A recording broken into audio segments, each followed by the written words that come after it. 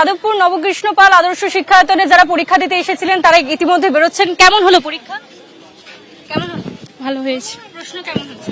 প্রশ্ন ইজি ছিল। আগে কি পরীক্ষা দিয়েছেন না প্রথমবার? প্রথমবার।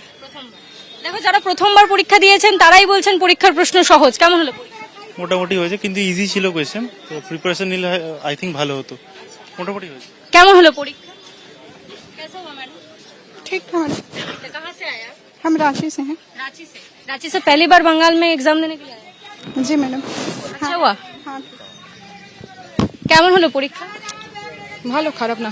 প্রশ্ন কেমন ছিল? প্রশ্ন সোজাই লাগলো, যেহেতু আমি ফিজিক্যাল সায়েন্স, ফিজিক্সটা একটুখানি অসুবিধা হলো। এর আগে পরীক্ষায় অ্যাপিয়ার করেছিলেন?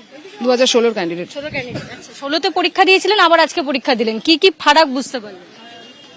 মোটামুটি ঠিকই আছে, নিজেদেরকে একটুখানি আপডেট করতে হয়েছে, ব্যাস ওইটুকু।